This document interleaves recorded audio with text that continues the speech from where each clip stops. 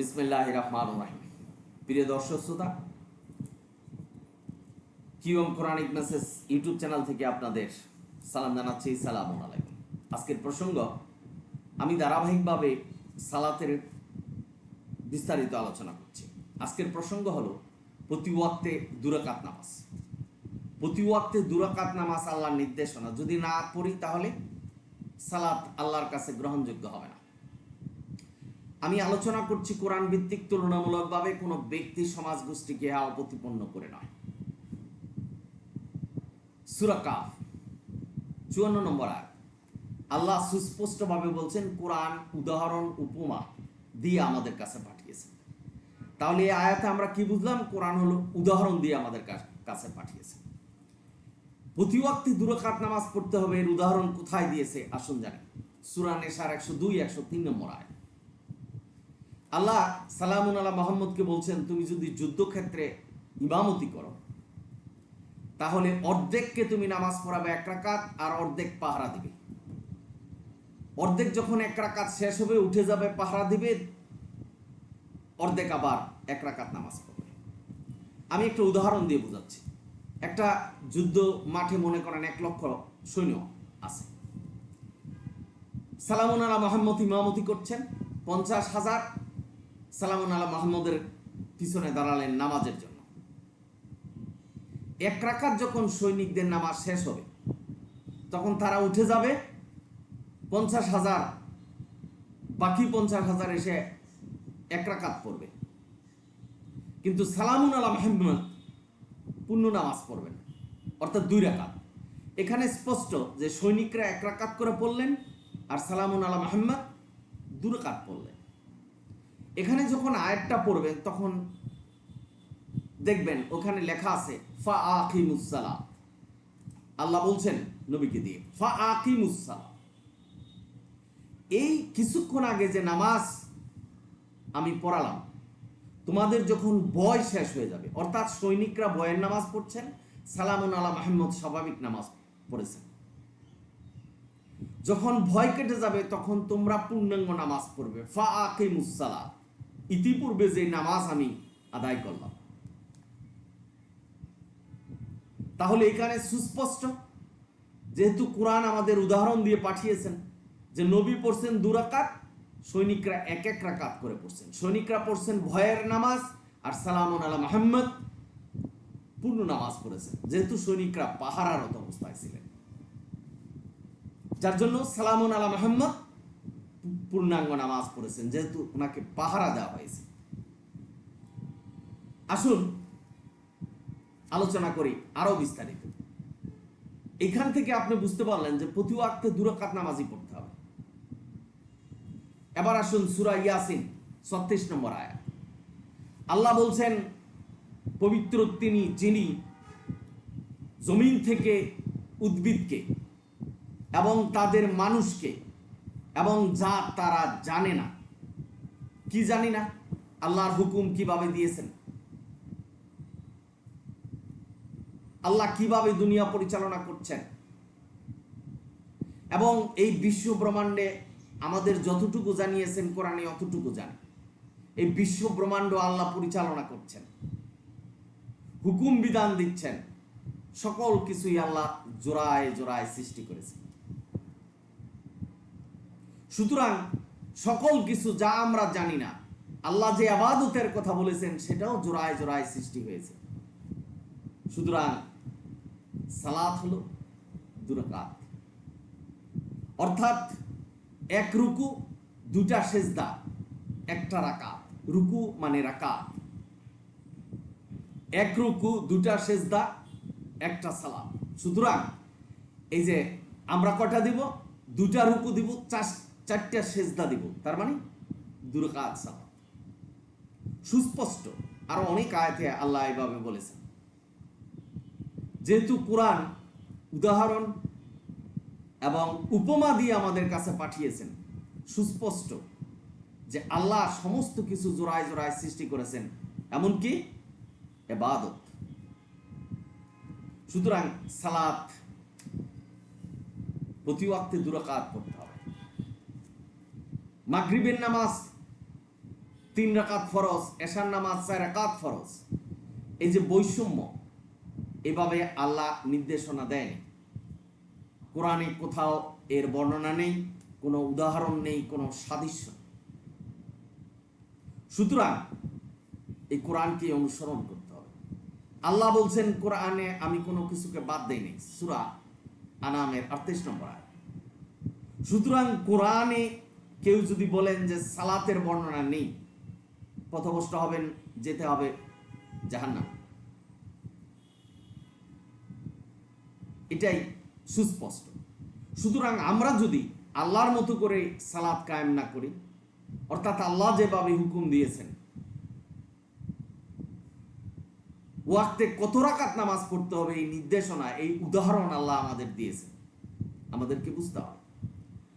অনেকেই প্রশ্ন করেন যে সূরা নেসার 103 নম্বর আয়াত, এটা তো ভয়ের নামাজ, সুস্পষ্ট। কিন্তু সালামুন আলা মুহাম্মদ যে নামাজ পড়েছেন সেটা ভয়ের নামাজ নয়, কারণ উনি স্বাভাবিক নামাজ পড়েছেন।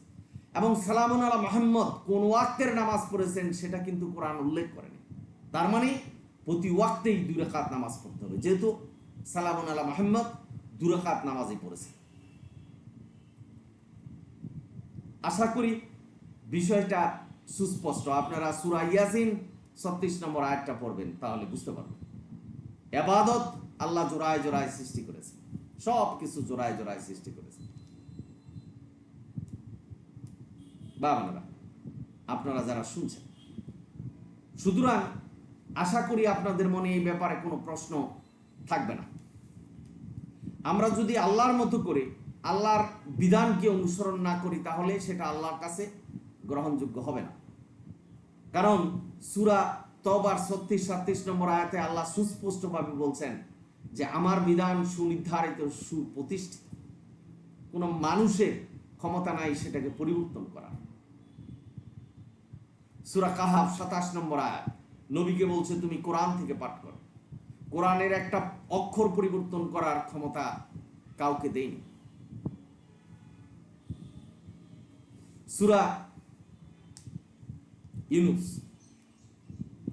100 নম্বর আয়াত, আমি যা হালাল করেছি সেটাকে হারাম, আর যা হারাম করেছি সেটাকে হালাল করার ক্ষমতা আমি কাউকে দেইনি, এই অনুমতি আমি কাউকে দেইনি।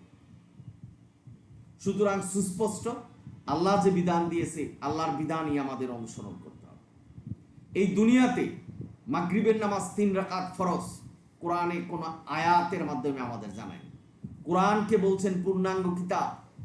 সুতরাং কোরআনে যদি আপনি সালাতি খুঁজে না পান, তাহলে আল্লাহ যে বলছে পূর্ণাঙ্গ কিতাব, তাহলে তো আল্লাহকে মিথ্যা বানানো হবে।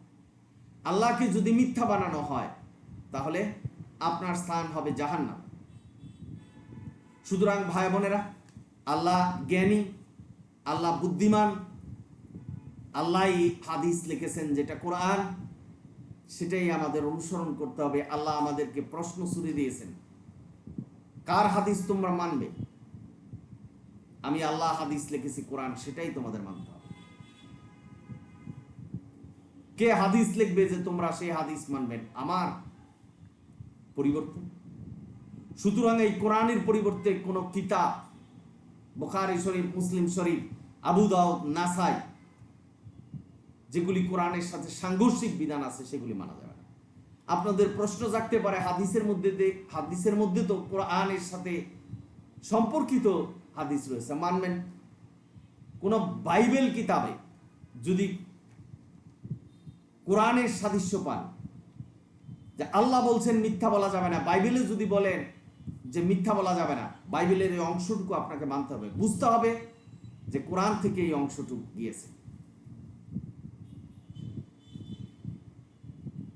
খুন, রাহাজানি, দর্শন, এগুলি করা যাবে না, সেটা যদি বাইবেলে পান, তার বাইবেলের এই অংশটুকু আমাদের মানতে হবে। বিশ্বাস করতে হবে যে কোরআন ব্যতীত কোনো গ্রন্থ নেই। সুতরাং বাইবেলে যাহা এসেছে এটা কোরআন থেকে এসেছে, এটা কোরআনের কথা, সুতরাং আমাদের মানতে হবে। ভাই বোনেরা, আশা করি বুঝতে পেরেছেন যে প্রতি ওয়াক্তে 2 রাকাত ফরজ নামাজ পড়তে হবে। কেউ আবার বলছেন যে সুন্নত নামাজ পড়তে হবে না। আল্লাহ সুন্নত নামাজের কথা আমাদের বলেনি। নবীর উপরে অতিরিক্ত হুকুম এসেছে, যেটা সুন্নত প্রত্যেকটা নবীর উপরে, তারা নবীরা পালন করতেন। কিন্তু সুন্নতুল্লাহ, সুন্নত হলো আল্লাহ। আপনি যদি বলেন যে এটা ফরজ হলো আল্লাহর আর সুন্নত হলো নবীর, তাহলে শিরক করা হবে। নবী যা করেছেন সেটা কোরআনে লিপিবদ্ধ, যাহা ছিল সেটাই করেছেন। নবীকে বলছেন তোমার জীবন দমনি কেটে ফেলা হবে যদি তুমি কোরআন থেকে বাইরে হয়ে যাও।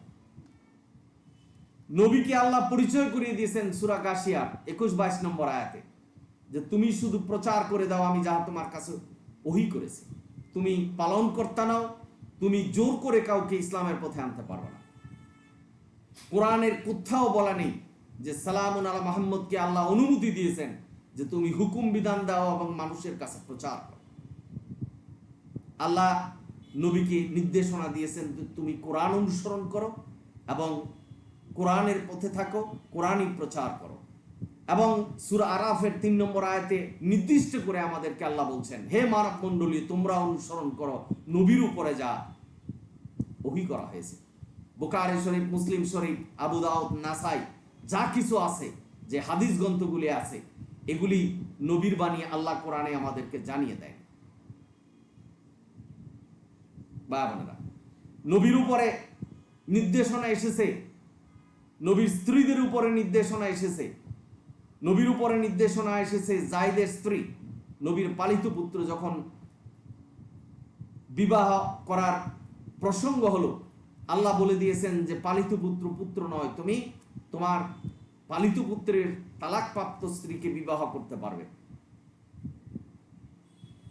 নবীর স্ত্রীদেরকে বলছেন যে নবীর মৃত্যুর পরে তোমরা অন্যত্র বিবাহ বসতে পারবে না। এই কথাগুলিও কোরআনে লিপিবদ্ধ। অর্থাৎ নবীকে যে নির্দেশনা দিয়েছেন, নবীর স্ত্রীকে যে নির্দেশনা দিয়েছেন, সেটা কোরআনে লিপিবদ্ধ। এই 1500-1600 বছর পরে এই নির্দেশনা আমাদের জানার কোনো প্রয়োজন ছিল না, কিন্তু কোরআনে নির্দিষ্ট করা হয়েছে যেহেতু নবীকে নির্দেশনা দিয়েছে। সুতরাং নবীকে যে নির্দেশনা দিয়েছে এটা কোরআনে লিপিবদ্ধ। কোরআনে যেটা লিপিবদ্ধ নাই সেটা নবীর নির্দেশনা নয়। সুতরাং যেগুলি সাংঘর্ষিক হাদিস কোরআনের সাথে, সেটা আমাদের বিধান নয় বা আমাদের পালনীয় নয়। আজকের সমাজে মোল্লারা প্রচার করছেন যে কোরআনে সালাত নেই, হাদিস থেকে খুঁজতে হবে। এই কথাটা সম্পূর্ণ ভুল, এবং যারা বিশ্বাস করবেন কোরআনকে অপমান করবেন, আল্লাহর বাণীকে অপমান করবেন, যেখানে আল্লাহ বলেছেন যে সত্যকে মিথ্যার সাথে মিশ্রিত করো না। আল্লাহ যা কোরআনে বলেছেন সেটা সত্য, সূরা বাকারার 42 নম্বর আয়াত। এবং কোরআনে যা বলেছেন সেটাই প্রকাশ করতে হবে। কিয়ম কোরআনিক মেসেজ ইউটিউব চ্যানেল সেটাই প্রকাশ করছে। আল্লাহ বলছেন যে কোরআনের সত্যকে গোপন করো না, সত্যকে মিথ্যার সাথে মিশ্রিত করো না। আল্লাহ বলছেন কোরআনকে ইন্না হাযাল কোরআন, কোরআনই সত্যপথ। সুতরাং সত্যপথ খুঁজুন, সত্যপথের মধ্যে থাকুন, কোরআনের মধ্যে থাকুন। আল্লাহ সুস্পষ্টভাবে বর্ণনা করেছেন প্রতি ওয়াক্তে 2 রাকাত সালাত পড়তে হবে। আপনার অন্তর যদি ভালো না থাকে, আপনার কর্ম যদি ভালো না থাকে, আপনার বিশ্বাস যদি আল্লাহর মতো করে না হয়, সারা রাত্র ইবাদত করলেও, নামাজ পড়লেও আল্লাহর কাছে গ্রহণযোগ্য হবে না। কিন্তু আল্লাহ যেভাবে বলছেন, যেভাবে উদাহরণ দিয়েছেন, যেটা বললাম যে সালাত প্রতি ওয়াক্তে 2 রাকাত পড়তে হবে, এই 2 রাকাত আল্লাহ 1 লাখ রাকাতের সমান করে দিতে পারে যদি আপনি কোরআন অনুসারে সালাত কায়েম করেন। সারা রাত্র আল্লাহকে ডাকলে আল্লাহর গ্রহণযোগ্য হবে না যদি সেটা আল্লাহর মতো না হয়। 2 রাকাতই জান্নাতের জন্য যথেষ্ট আল্লাহ বলেছেন, আল্লাহ নির্দেশনা দিয়েছেন। কারণ আল্লাহর নির্দেশনা হলো কল্যাণ, শান্তি এবং রহমত। সুতরাং প্রতি ওয়াক্ত 2 রাকাত সালাতের কথা বলছেন। আমি কোরআন ভিত্তিক আলোচনা করছি, দোয়া করছি আল্লাহ যেন আপনাদের হেদায়েত দান করে, বুঝায়। অর্থাৎ কোরআনের পরিবর্তে কোনো কিতাব নেই। আপনি যদি বলেন যে হাদিসে তো আছে, হাদিসে আমাদের যাওয়ার কোনো প্রয়োজন নেই। কোরআন সুস্পষ্ট কিতাব, একমাত্র কিতাব। সূরা আনামের 153 নম্বর আয়াত, সূরা ইউসুফের 40 নম্বর আয়াত সুস্পষ্টভাবে বলছেন শুধু কোরআনকে মানতে হবে। সূরা মুহাম্মদের 2 নম্বর আয়াতে বলছেন যে বিশ্বাস এবং সৎকর্ম জান্নাতে নেবে। সুতরাং আল্লাহর নির্দেশনা মানা, আল্লাহর মতো করে ঈমান আনা আপনাকে জান্নাতে নেবে। হাদিস অনুসারে সালাত আপনাকে জান্নাতে নিবে না। সুতরাং প্রতি ওয়াক্ত 2 রাকাত সালাতই পড়তে হবে। সুন্নত, আপনাদের যদি কেউ প্রশ্ন করেন যে সুন্নত কি পড়তে হবে না, সুন্নত তো আল্লাহ, সুন্নতুল্লাহ, আল্লাহ সালাতের নির্দেশনা দিয়েছেন 2 রাকাত প্রতি ওয়াক্তে। নফল নামাজ আপনি সারা রাত্র পড়ুন। নবীর উপরে অতিরিক্ত নির্দেশনা এসেছে, নবী সেগুলি পড়ছেন। নবী বলে গেছেন কোরআন মানার জন্য, বুখারী শরীফ, মুসলিম শরীফ এগুলি মানার জন্য নয়, আর নবী এগুলি রচনা করেন। আপনারা সকলেই ভালো থাকুন। ভিডিও যদি ভালো লাগে সাবস্ক্রাইব এবং শেয়ার করবেন। অনিল হামদুলিল্লাহি রাব্বিল আলামিন। সালামুন আলাইকুম।